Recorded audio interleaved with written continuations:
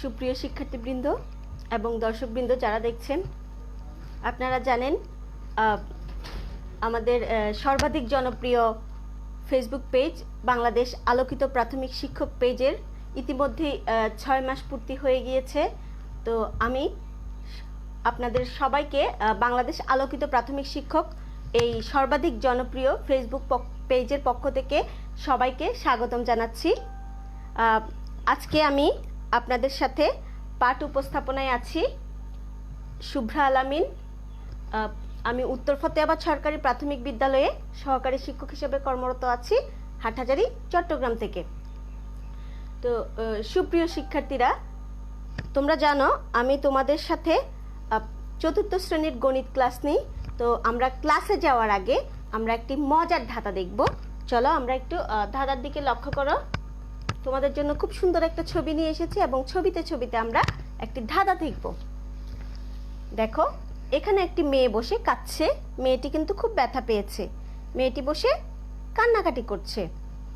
এখানে একটি বাঘ, এখানে একটি কুকুর, এখন আবার এদিকে পানি। মেয়েটি পুলের উপর বসে কাঁদছে। এখানে কিন্তু নিচে পানি, দেখো পানিতে আবার কুমির আছে। এখন এই বিপদগ্রস্ত মেয়েটি কিভাবে বাঁচবে দেখি, তোমরা একটু বলো তো, চিন্তা করে বলবে মেয়েটি কিভাবে বাঁচতে পারে বিপদ থেকে। আমি বলে দিচ্ছি। দেখো, এই বাঘের এদিক দিয়ে সে যেতে পারবে না, কারণ বাঘ তাকে খেয়ে ফেলবে। নিচে কুমির আছে, সে কারণে সে পানিতেও ঝাঁপ দিতে পারবে না।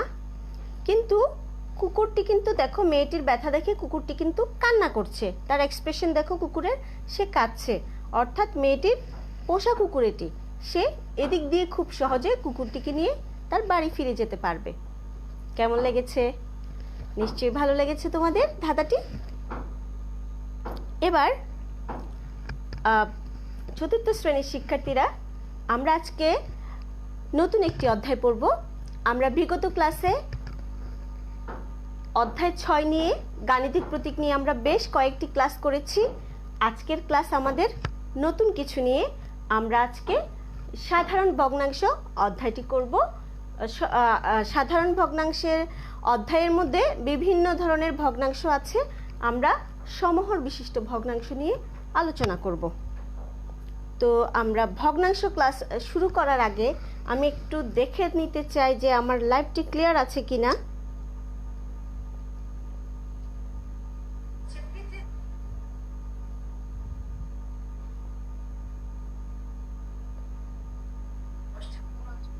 না, এখনো লাইভটি আসলে দেখা যাচ্ছে না।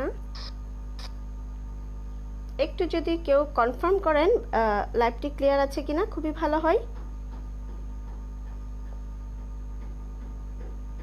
কেমন আছো?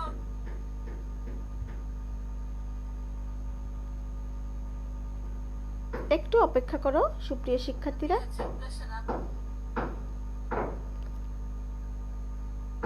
হ্যাঁ, আমি লাইভটি দেখতে পাচ্ছি আমার। ধন্যবাদ স্যার, প্রিয় sir. Thank you for watching my class. Asim sir, thanks a lot. Okay, let's start our class. আমরা আমাদের ক্লাস শুরু করতে যাচ্ছি। তো আমরা ভগ্নাংশ নিয়ে আজকে আলোচনা করব। ভগ্নাংশ শব্দটি শুনেই আমরা আসলে কি বুঝতে পারি, একটু বোর্ডের দিকে লক্ষ্য করো। আমি লিখছি ভগ্নাংশ।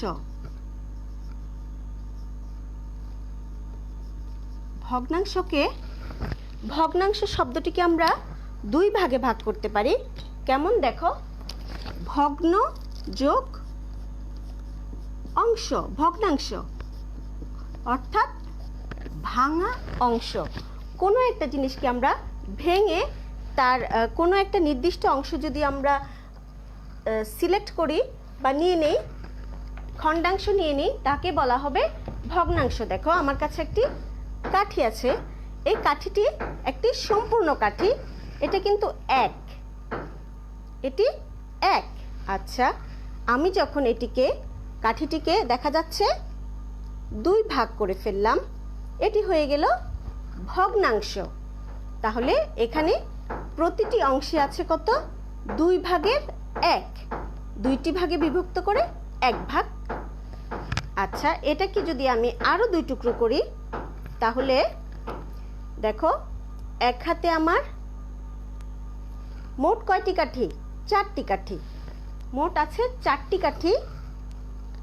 4টি কাঠি থেকে আমি এই হাতে 1টি কাঠি নিলাম, তাহলে আমি এই হাতের কাঠিকে বলবো 4 ভাগের 1। তাহলে ভগ্নাংশ বলতে আমরা কি বুঝি? কোনো বস্তুকে সমদ্বিখণ্ড 2 বা ততোধিক অংশে বিভক্ত করে যে কোনো একটি খণ্ডাংশকে আমরা ভগ্নাংশ বলতে পারি।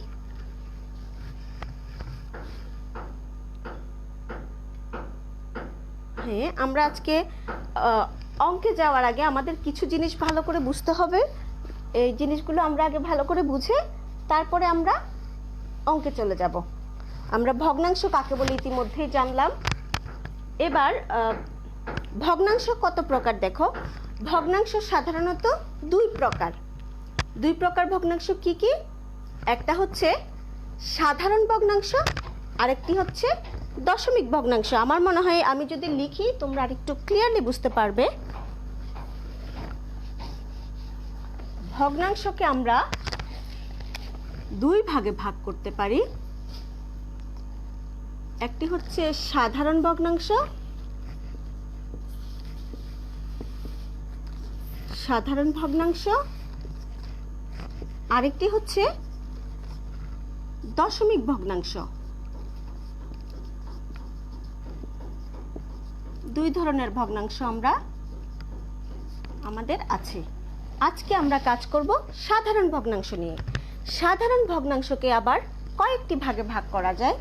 কি কি হতে পারে সেগুলো? সাধারণ ভগ্নাংশের প্রকারভেদ: প্রকৃত ভগ্নাংশ,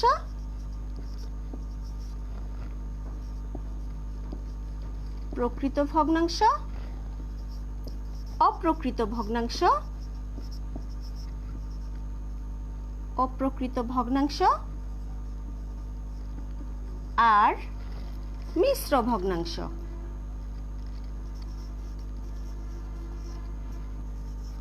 মিশ্র ভগ্নাংশ। আমরা আসলে এই সাধারণ ভগ্নাংশ আর প্রকৃত অপ্রকৃত ভগ্নাংশ নিয়ে কাজ করব। তোমাদের এখনো মিশ্র ভগ্নাংশ আসেনি, তোমরা 5ম শ্রেণীতে মিশ্র ভগ্নাংশ পাবে। তাহলে এবার আমরা প্রকৃত ভগ্নাংশ জানবো এবং অপ্রকৃত ভগ্নাংশ জানবো।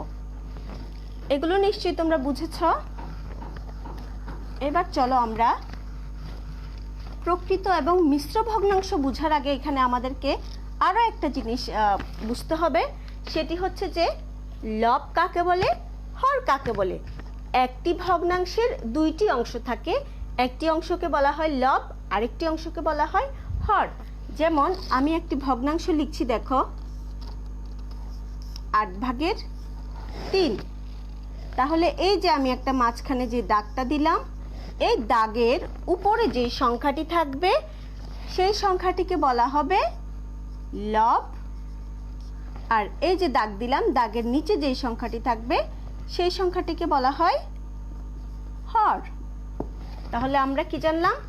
লব এবং হর কাকে বলে সেটা জানলাম। এবার আসো লব প্রকৃত ভগ্নাংশ কাকে বলে। প্রকৃত ভগ্নাংশ কাকে বলে আমরা একটু খাতায় লিখে নিব। প্রকৃত ভগ্নাংশ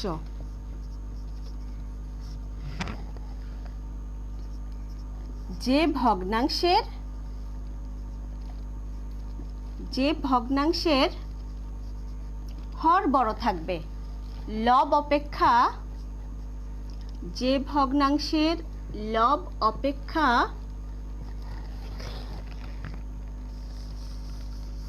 হর বড় থাকবে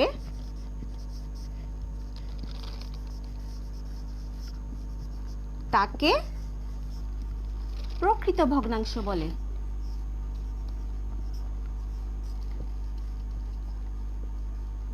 তাকে প্রকৃত ভগ্নাংশ বলে।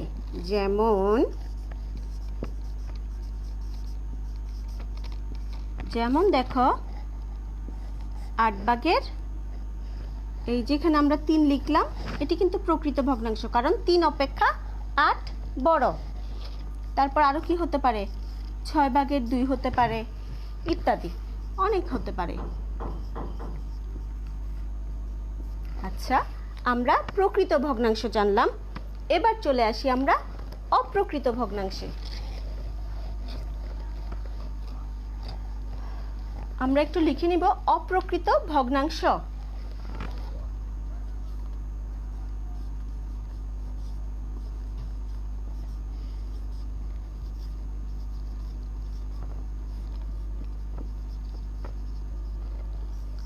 অপ্রকৃত ভগ্নাংশ হচ্ছে যে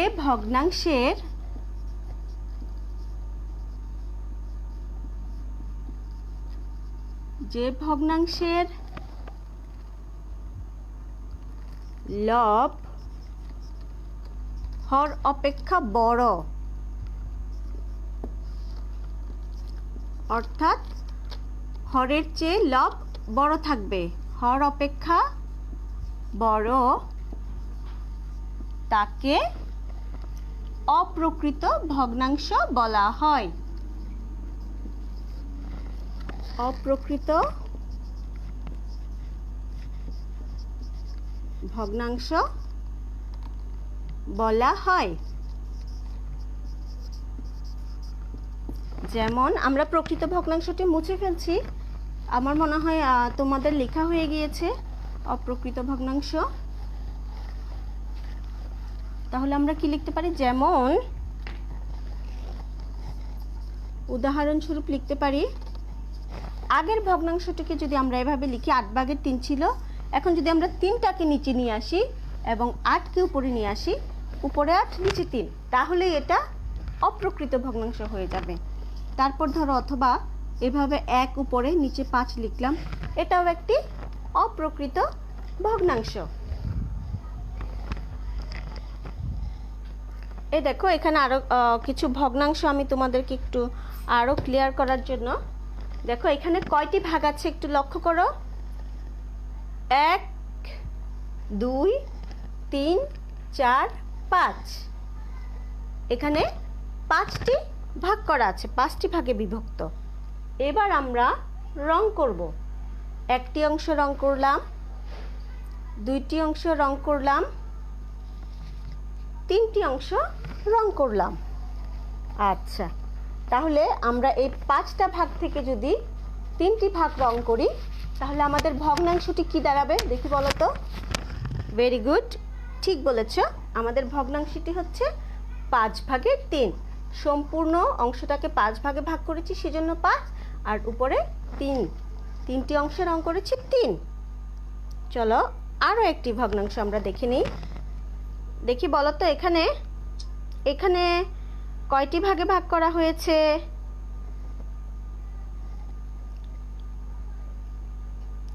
ভেরি গুড, কয়টি ভাগে ভাগ করা হয়েছে?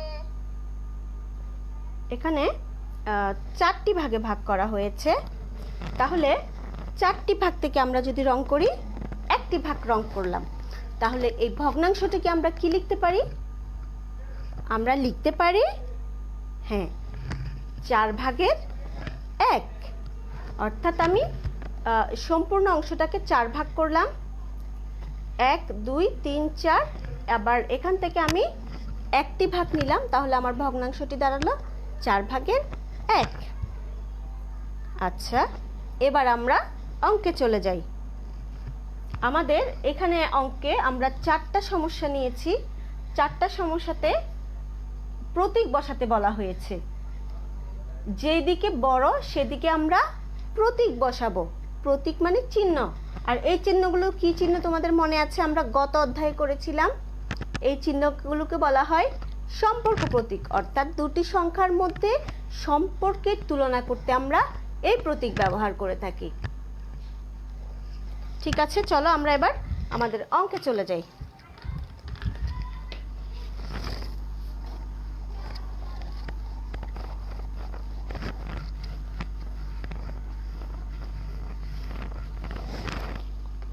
আমাদের 2 নম্বর অঙ্ক প্রতীক বসাই, এটা অথবা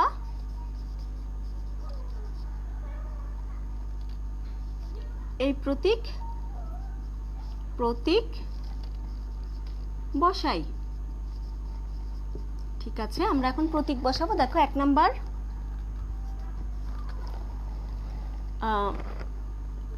4 ভাগের 1, এখানে একটা খালি ঘর, এখানে হচ্ছে 4 ভাগের 3।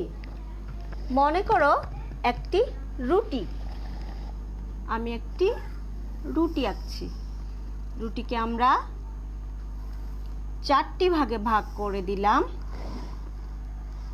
একদিকে রুটির 3টি অংশ আছে, আরেক দিকে রুটির 1টি অংশ আছে, এটাকে আলাদা করে নিলাম আমি।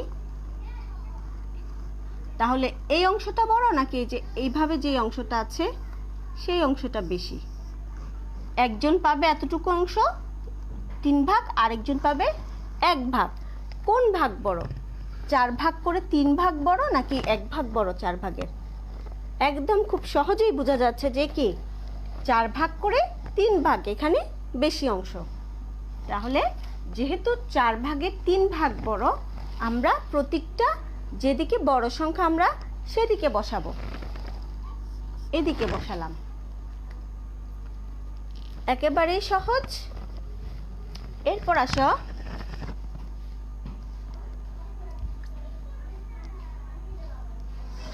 এরপরে আরেকটি আসো 2 নাম্বার,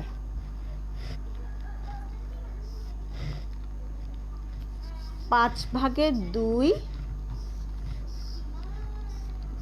5 ভাগের 3।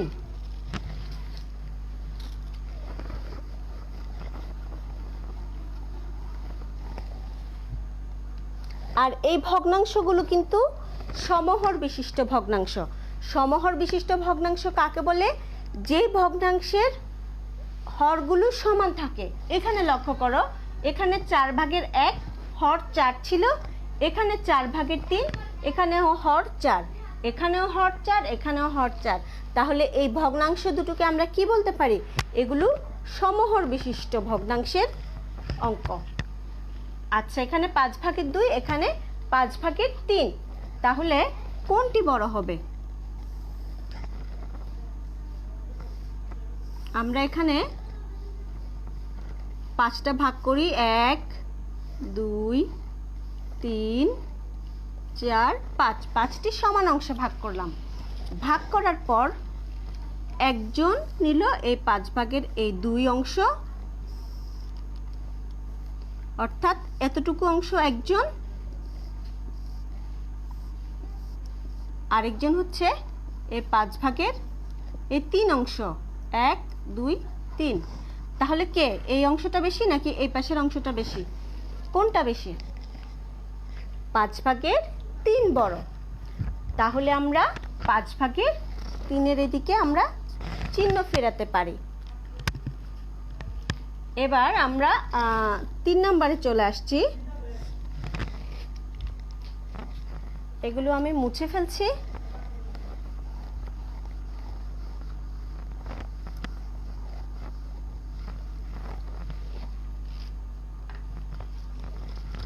দেখো 7 ভাগের 5 খালি ঘর, 7 ভাগের 4। এবার তোমরা বলো 5 বড় নাকি 4 বড়? কোন সংখ্যাটি বড়? হর কিন্তু দুই দিকেই সমান আছে, এখানেও 7, এখানেও 7। এবার লব যেটি বড় সংখ্যা সেই ভগ্নাংশটি বড়। আমরা জানি 4-এর চেয়ে 5 বড়, সেজন্য 7 ভাগের 5 ভগ্নাংশটি বড়। তাই আমরা চিহ্নটি এদিকে ফিরিয়ে দিব, এদিকে বসবে চিহ্নটি। আচ্ছা, এবার আরেকটি সমস্যা, 4 নম্বর অঙ্কের সমস্যা।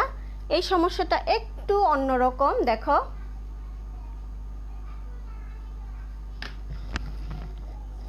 আমাদের 9 ভাগের 8 খালি ঘর, আচ্ছা, এবার বলো তোমরা কোনটি বড়, 1 বড় নাকি 9 ভাগের 8 বড়?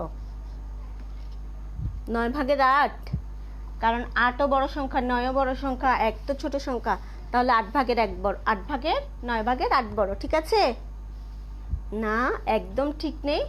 আসলে দেখতে কিন্তু এই সংখ্যাটাকে মনে হলেও এটা বড়, 1 বড়। কেন 1 বড় আমি তোমাদেরকে বুঝিয়ে দিচ্ছি। এই যে আমরা 9টা ভাগ করলাম, এখানে 9 ভাগ করব, হয়তো সমান হবে না, 1 2 3 4 5 6 7 8, আমরা ধরে নিচ্ছি এগুলো সমান। 1 2 3 4 5 6 7 8, একদিকে হচ্ছে এই 8 ভাগ এতটুকু, আরেকদিকে হচ্ছে 1 মানে হচ্ছে এই সম্পূর্ণ অংশটা পুরাটা, একটা জিনিস পুরাটায় এখান থেকে এতটুকু, তাহলে এই এখান থেকে এই অংশটা বেশি হবে নাকি এই সম্পূর্ণ অংশটা বেশি হবে? কোনটা হবে? আবার 1কে আমরা ভিন্নভাবেও বিশ্লেষণ করতে পারি। 9 ভাগের 9 সমান 1, অর্থাৎ 9টা ভাগ করে যদি আমরা 9টা ভাগে নিয়ে ফেলি তাহলে এটা একটা পূর্ণ অংশ হয়ে যাবে, 1 হয়ে যাবে। তাহলে 9 ভাগের 8 থেকে এই 1 সংখ্যাটি কিন্তু বড়, 9 ভাগের 8-এর চেয়ে এই 1 সংখ্যাটি বৃহত্তম, কারণ 1 মানে হচ্ছে এই সম্পূর্ণটা পুরোটা। তাহলে আমরা চিহ্ন এভাবে দিব। আশা করি তোমাদের বুঝতে কোনো সমস্যা নেই। অনেক ধন্যবাদ, এতক্ষণ তোমরা আসলে মনোযোগ দিয়ে ক্লাস করেছো। তোমাদের বইয়ের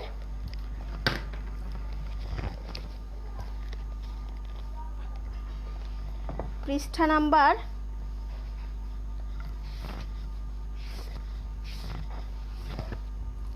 87 পৃষ্ঠা দেখো। এই 87 পৃষ্ঠা তোমরা একটু ভালো করে দেখবে। 87 পৃষ্ঠা দেখা যাচ্ছে নিশ্চয়ই। 87 পৃষ্ঠায় নিচের ভগ্নাংশগুলো রং করি। তোমাদেরকে এই ভগ্নাংশগুলো রং করতে বলেছে। 5 ভাগের 1, 6 ভাগের 5, 8 ভাগের 3। তোমরা এগুলো বাড়ি কাজ করবে, ভগ্নাংশগুলোকে রং করবে। এরপর আরও আমি কয়েকটি বাড়ি কাজ দিচ্ছি, তোমরা সেগুলো লিখে নিতে পারো। বাড়ি কাজগুলো আমি আজকে যেভাবে করালাম সেরকমই কিছু বাড়ি কাজ দিই,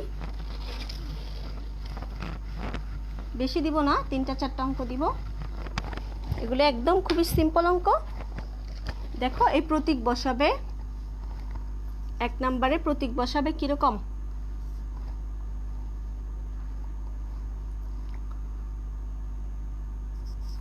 6 ভাগের 5 খালি ঘর 6 ভাগের 2। তারপরের অঙ্কটা দিচ্ছি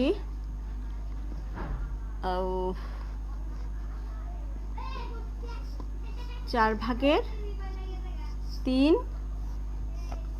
খালি ঘর 4 ভাগের 2। আরও একটি অঙ্ক দিচ্ছি 8 ভাগের 7 খালি ঘর 1। এই 3টি অঙ্ক তোমাদের জন্য বাড়ি কাজ রইল। সুপ্রিয় শিক্ষার্থীরা, তোমরা জেনে আনন্দিত হবে আজকে আমি আসলে আমার 50তম ক্লাসটি তোমাদের সাথে সম্পন্ন করলাম, সেজন্য আমি আসলে অনেক আনন্দিত। তো বাংলাদেশ আলোকিত শিক্ষক প্রাথমিক শিক্ষক পেজ আসলে গতকালকে আমাকে অনেক অভিনন্দন জানিয়েছে। আমি কৃতজ্ঞ বাংলাদেশ আলোকিত প্রাথমিক শিক্ষক পেজের প্রতি। আর আশা করি যতদিন এই অনলাইন ক্লাস থাকবে, বাংলাদেশ আলোকিত প্রাথমিক শিক্ষক পেজ থাকবে, আমি ইনশাল্লাহ এই পেজের সাথে আছি। সবাইকে ধন্যবাদ। তোমাদের সাথে আগামী ক্লাসে আমার নিশ্চয়ই দেখা হবে। সে পর্যন্ত তোমরা সবাই ভালো থাকো, সুস্থ থেকো, নিরাপদে থেকো। আল্লাহ হাফেজ।